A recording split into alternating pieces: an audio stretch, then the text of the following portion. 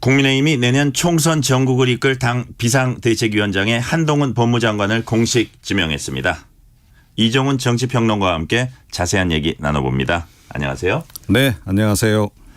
한동훈 장관은 비상대책위원장직을 수락하면서 국민의힘 상황을 야구 9회 말에 비유를 했습니다. 9회 말 투아웃에 투 스트라이크면 원하는 공이 들어오지 않아도 또 스트라이크인지 볼인지 애매해도 후회 없이 휘둘러야 한다. 이것저것 가릴 상황이 아니라는 거네요. 네. 근데 뭐 이렇게 말씀을 어렵게 하시는지 모르겠어요. 머리가 좋아서 그러신 것 같긴 한데 뭐 국민의 언어로 말씀하시겠다라고 얘기를 하셨는데 좀 더 짧게 단답형으로 말씀해 주시는 게 국민들에게는 훨씬 이해가 쉽겠죠. 네.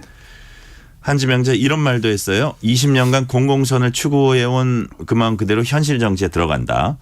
국민의 상식과 국민의 생각이란 나침반을 가지고 간다. 결국은 국민만 보고 가겠다. 이런 말이겠죠. 예, 그렇습니다. 그러니까 아무래도 뭐 비대위원장 관련해서 이제 뭐 그동안 논란도 좀 적지 않이 있었잖아요. 그래서 그런 것도 좀 의식한 것 같고요. 그래서 자기는 이제 뭐 국민만 바라보고 가겠다. 이제 그런 이제 취지의 언급을 한 거죠. 그렇죠. 그렇다면 네. 한동훈 비대위원장 지명자 어떤 점이 가장 기대되고 또 어떤 점이 가장 걱정이 되십니까? 네, 이번에 뭐 한 장관을 추대한 뭐 국민의힘 친윤계 쪽에서 이제 가장 기대를 좀 많이 하고 있는 부분이기도 한데 우선은 첫째로 이제 보수 지지층을 좀 결집할 수 있지 않을까 이렇게 좀 보는 것 같고요. 두 번째는 뭐 이재명 대표 사법 리스크에 대한 공세 이런 걸 좀 강화하는 데 도움되지 않겠는가 그런 생각. 그리고 이제 김건희 특검법이 지금 정치권에 가장 뜨거운 쟁점이 되고 있는 상태인데 이와 관련해서도 대응 좀 더 이제 공격적인 대응 이런 게 좀 가능하지 않겠나 이렇게 지금 보는 거고요. 그 반면에 이제 뭐 이제 우려되는 지점도 좀 계속 지적이 좀 나온 바가 있죠. 뭐 조중동을 비롯한 보수 언론 쪽에서도 이제 많이 이제 얘기가 나오기도 했었는데 너무 좀 친윤 성향이 더 강해지지 않겠냐 이제 그런 지적이 좀 이제 나오고 있고 그 연장선에서 친윤 공천 내지는 이제 검사 공천 그동안에도 논란이 꽤 있었고 비윤계의 반발이 심했었는데 이게 좀 더 강화되지 않겠냐는 이제 얘기. 그리고 이제 그 당연한 결과로 중도 외연 확대가 좀 어려워지지 않겠나 이런 관측도 있습니다. 이거는 조중동 쪽에서도 뭐 외연은 확장성이 좀 부족하다 이런 이제 언급을 좀 했던 바가 있고요. 그리고 아무래도 이제 정치 신인이기 때문에 마지막으로는 좀 정치력 부족을 좀 어떻게 극복할 수 있겠는가 이제 그런 우려도 좀 제기되고 있습니다. 네, 우려 말씀해 주셨습니다. 반면에 윤재옥 국민의힘 당대표 권한대행은 한 장관을 비대위원장에 지명한 이유 한 4가지 정도 얘기를 하면서 첫 번째를 젊고 참신하다. 그다음에 당정관계 신뢰를 기반으로 소통의 질을 높일 것이다. 세 번째는 이제 청년층과 중도층의 공감을 이끌어낼 것이다. 마지막으로 당원과 보수층에게 총선 승리의 절박함과 결속력을 불어넣을 것이다. 어떻게 보세요? 네. 좋은 건 다 포함을 시키셨어요. 특히 이제 보수 언론에서도 이제 외연 확장성에 대해서 우려를 표현하니까 청년층하고 중도층 공감대 이끌어낼 수 있다. 이런 지점까지도 이제 언급을 좀 했는데요. 뭐 아무래도 뭐 이렇게 추대하는 그런 과정에서 긍정적 측면 위주로 이제 말씀을 할 수밖에 없었겠죠. 국민의힘 친윤계 쪽에서도 계속 그 점 강조하고 있습니다. 뭐 지난 15일에 비상 그 의원총회 열었을 때도 친윤계 쪽에서 좀 위기를 뚫고 나갈 수 있는 사람은 이제 한동훈 장관뿐이다. 뭐 상고초려해서 모셔와야 된다 이런 얘기도 나왔고 또 참신하기도 하고 인지도 면에서도 가장 낫지 않느냐 뭐 이런 언급도 있었고 이제 그랬습니다. 네. 특히 이제 당에서는 소통 질이 좋아지고 진솔한 소통이 이루어질 것이다. 이런 기대를 보였는데 수직적이 아닌 수평적 당정 관계 그러니까 이제 대통령실과의 관계죠. 네. 가능할 것으로 보십니까? 이제 그것도 역시 좀 이제 두고 봐야 된다는 의견이 현재로서는 좀 지배적입니다. 그런데 뭐 이제 윤재옥 대표 권한대행도 이제 그 얘기를 했고 또 친윤계 쪽에서도 계속 얘기하는 게 오히려 한동훈 장관이기 때문에 그 소통이 더 잘 되지 않겠냐 그런 얘기를 합니다. 그러니까 뭐 기본적으로 신뢰 관계가 좀 깔려 있고 또 오랫동안 함께 또 호흡을 맞추면서 검찰에서 일을 해왔기 때문에 뭐 좀 이렇게 좀 더 솔직하게 이런 대화를 좀 나눌 수 있지 않을까 이제 그런 이제 얘기가 나오고 있고 윤재옥 대표 권한대행은 바로 그 점 때문에 소통의 질이 훨씬 좋아질 것으로 기대하고 또 진솔한 소통이 이루어질 것으로 기대한다 이렇게 언급을 하기도 했습니다. 네. 하태경 의원이 어제 이제 저희 프로그램에 출연을 해서 한 장관이 대통령한테 편하게 쓴소리할 수 있는 장점을 잘 활용하면 좋겠다. 특히 쓴소리가 이제 통하는 게 중요하다. 그냥 하는 게 중요한 게 아니고 통하는 게 중요하다. 한 비대위원장이 쓴소리 잘할 것 같습니까? 그러니까 그걸 두고 봐야 된다는 이제 네네. 아까 비슷한 얘기죠. 예, 두고 봐야 된다라는 이제 이야기를 하시는 분들이 많아요. 그러니까 뭐 이제 그 조금 전에 윤재옥 그 대표 권한대행 말씀도 이제 제가 전해 드렸습니다만 친윤계 쪽에서는 그런 소통에 문제 없을 것이다 이렇게 지금 보는 거고, 그러니까 기본적으로 이제 뭐 오랫동안 호흡을 같이 해왔고 또 함께 일하는 과정에서 한동훈 장관이 무조건 시키는 것만 하는 스타일은 아니었다. 그리고 좀 본인이 생각하기에 문제가 있는 부분이라든가 그런 것은 좀 가감 없이 좀 이렇게 대통령에게 이제 검사 시절에 이제 이야기를 해왔고 그런 부분을 또 흔쾌히 또 받아들이고 뭐 이런 이제 그 관계였다라는 거죠. 그래서 그런 관계성에서 이제 비춰볼 때 좀 뭐 그렇게 하지 않겠나. 그리고 이제 친윤계 장해찬 이제 국민의힘 청년 최고위원 같은 경우는 그 동안에도 여러 굵직한 사안에 대해서 자기 의견을 이제 한 장관이 거침없이 말해오지 않았느냐. 특히 이제 경제인 사면 관련해서 본인은 그거 반대다 이렇게 이제 소신을 밝히기도 했고 그러면서도 대통령 주권이기 때문에 존중은 한다라고 이제 언급을 했던 바가 이제 있다는 거고 네. 그런 점에서 본인이 꼭 해야 될 얘기 또 이제 뭐 반영을 시켜야 될 부분이 있으면 쓴소리를 해서라도 좀 이걸 반영시키지 않겠나 이제 그런 얘기가 나오고 있긴 합니다. 네. 여야는 지금 총선이란 절대절명의 결전을 앞두고 있습니다. 진중권 교수 말을 인용해 볼 때 한동훈 비대위원장이 이순신 장관이 될 수 있을까요? 네. 뭐 진중권 광운대 특임 교수가 뭐 이렇게 얘기를 했죠. 이순신이 될 수도 있고 원균이 될 수도 있다. 원균. 예. 지금 뭐 많은 전문가들이 그렇게 보고 있습니다. 가능성은 양쪽에 다 지금 열려 있는 그런 그 상황이다. 이제 거고 뭐 박지원 전 국정원장 같은 경우에는 아무래도 이제 그 진보 진영에 계시기 때문에 이순신이 아니라 원균이 될 수 있다. 이렇게 또 원균 쪽에 조금 더 무게 중심을 두는 그런 발언을 좀 하기도 했는데요. 이것이 결국은 이제 한 장관이 비대위원장이 된 순간부터 그 부분을 아마 가장 고심하게 될 거다. 이제 이런 관측도 나오고 있습니다. 그러니까 비대위를 성공을 시키고 결국은 내년 총선 성공 승리를 해야 되고 그런 과제 앞에서 이제 그동안 이제 장관으로서 취했던 입장하고는 좀 다른 입장을 취할 수밖에 없는 이제 그런 이제 운명적인 상황에 이제 처한 것으로 이제 이렇게 봐야 되는 거고 거기서 뭐 좀 더 의외의 선택을 좀 할 수도 있다. 이제 이런 얘기도 나오긴 해요. 하지만 이제 대체적으로는 아무래도 이번에 이제 추대 과정을 보더라도 국민의힘의 친윤계가 이제 뭐 굉장히 조직적으로 좀 밀었고 윤석열 대통령도 결국은 이걸 뭐 제거한 것으로 이렇게 봐야 되기 때문에 약간 그런 태생적 한계가 있지 않겠느냐. 여기에 더해서 이제 그 아무래도 한 위원장 이제 현실 정치 경력 이런 게 부족하다는 점 이런 것도 좀 작용을 해서 이렇게 뜻한 바대로 쉽게 이렇게 끌고 가기는 좀 어렵지 않을까 이런 것 전망도 함께 나오고 있긴 합니다. 그래서 이제 부족한 부분을 또 채워주려면 비대위 구성도 중요할 것 같아요. 그렇죠. 비대위원 네. 어떤 인물로 채워야지 이제 힘을 받을 수 있을까요? 뭐 지금 역시 아무래도 중도 외연 확대를 좀 고려해야 되기 때문에 당 내외 중도 성향의 인사들하고 좀 더 적극적으로 소통을 해야 되는 거 아니냐. 그리고 최고위원으로도 좀 참여를 시켜야 되는 거 아니냐. 이제 그런 얘기가 나오고 있습니다. 우선적으로 참여시켜야 될 대상은 역시 당내에 있는 중도 또 비윤계 인사들이 좀 되지 않을까 싶어요.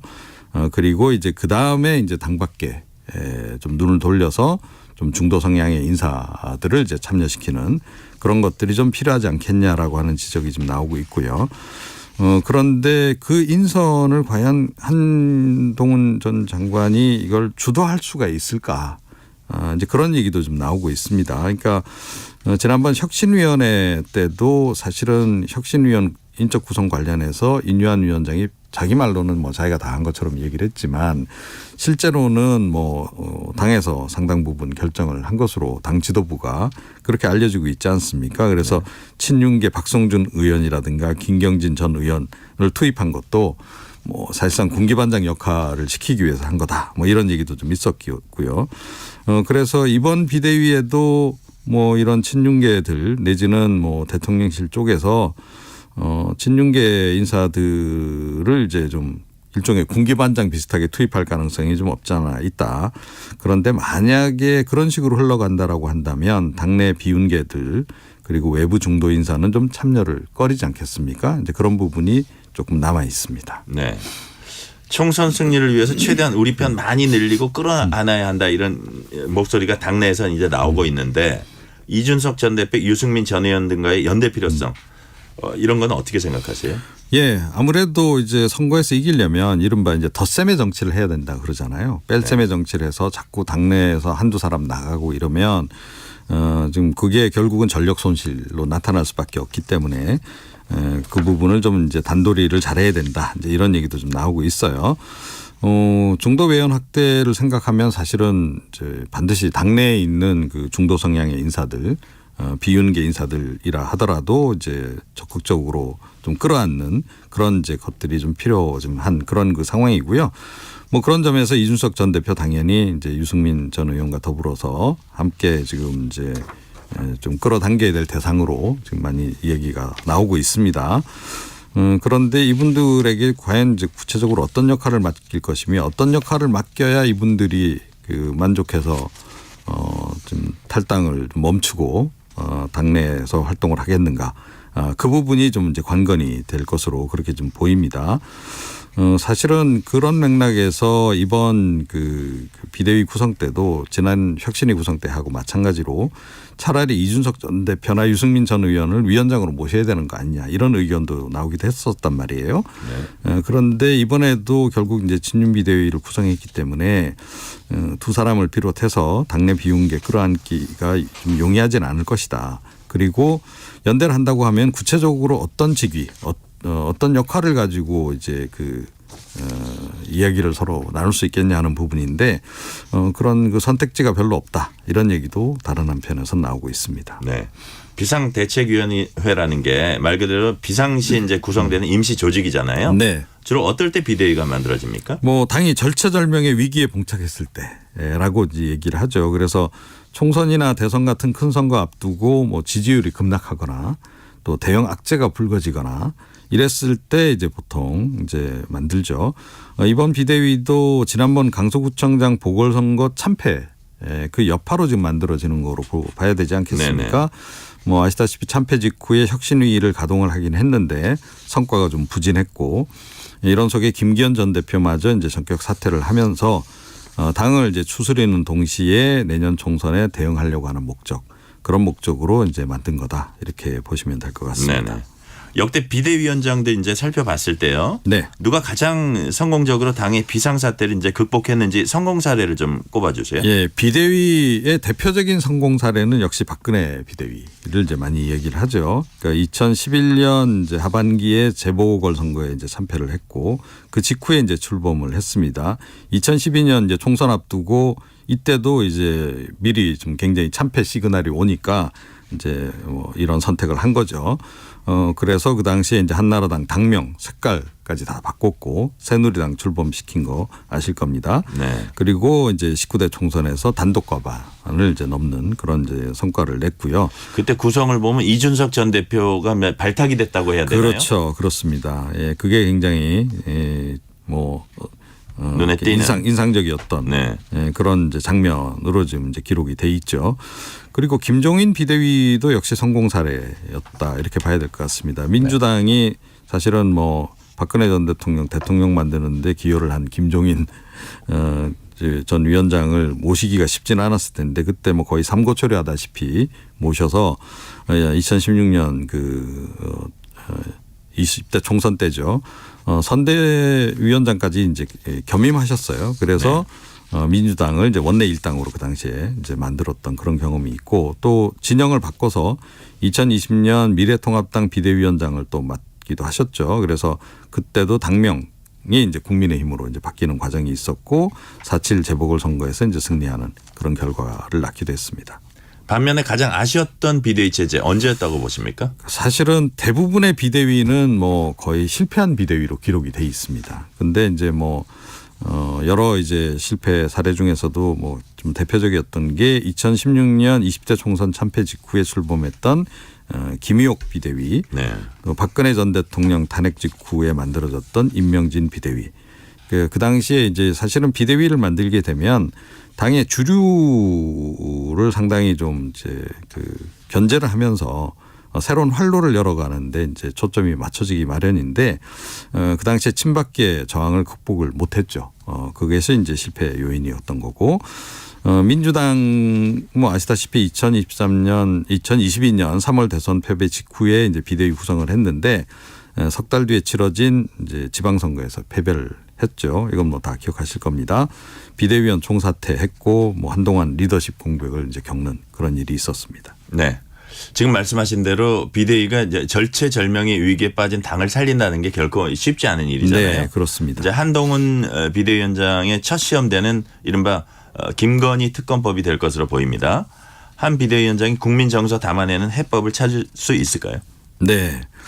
뭐 이미 이제 이 김건희 특검법과 관련해서는 한 위원장이 입장을 좀 밝히지 않았습니까? 그러니까 네. 수사 상황 생중계하는 독소 조항 들어가 있다. 민주당이 원하는 선전선동할 수 있게 시점을 특정해서 만들어진 악법이다.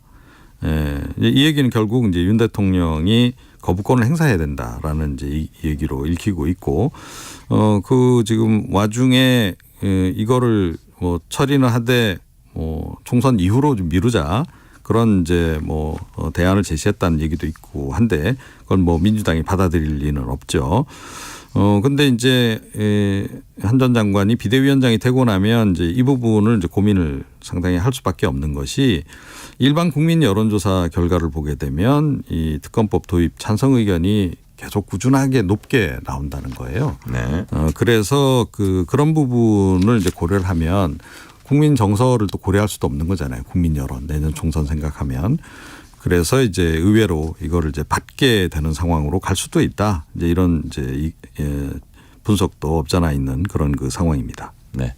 이 대목에서 제가 여론조사 관련 잠시 말씀드릴 게 있습니다. 어제 방송 중 민주당 김현정 언론특보가 언급한 여론조사 내용 추가 안내드립니다. 해당 여론조사는 윤석열 대통령의 국정 운영평가가 포함된 조사로 조사 결과 부정평가 63%, 긍정평가 33%입니다.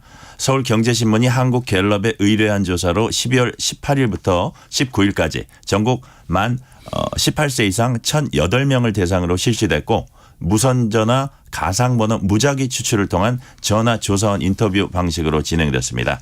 자세한 내용은 중앙선거 여론조사 심의위원회 홈페이지를 참조하시면 됩니다. 마지막으로 하나 질문 드릴게요. 네. 민주당에서도 지금 이제 그 비대위 얘기가 나오고 있어요. 네. 이낙연 전 대표는 이재명 대표가 사퇴하고 통합 비대위를 꾸리면 대화할 용이 있다. 대표 사퇴와 통합 비대위 구성. 이걸 이재명 대표가 받을 가능성이 얼마나 된다고 보세요? 그러니까 일단 받을 가능성은 좀 높아지고 있는 그런 그 국면이다라고 좀 생각을 합니다. 그러니까 지금 이재명 대표가 사법 리스크가 좀 완전히 해소가 된 상황이 아니기 때문에 네. 총선 전에 물러나기는 할 것으로 그렇게 지금 예상이 되고 있어요. 다만 친명 공천이 거의 마무리 단계로 접어들었을 때 사퇴하지 않겠는가. 그러니까 좀 해놓을 거 다 해놓고 그만두지 네. 않겠냐 이런 관측이 좀 이제 많고요. 그 이후에 비대위 구성하더라도 일단은 친명 비대위로 갈 가능성이 현재로서는 좀 높아 보입니다. 그런데 전격적으로 지금 이제 이낙연 전 대표가 이제 요청했듯이 통합 비대위를 구성하는 데 성공한다면 아무래도 탈당 움직임도 좀 사그라들지 않겠습니까? 그리고 당내 이제 그 비주류의 반발도 좀 적어지면서 역시 좀 이제 원팀 정신이 되살아날 수 있는 그런 계기가 되지 않을까 이렇게 예상이 되고 있습니다. 네. 여기까지 듣겠습니다. 이종훈 정치평론가였습니다. 감사합니다. 네.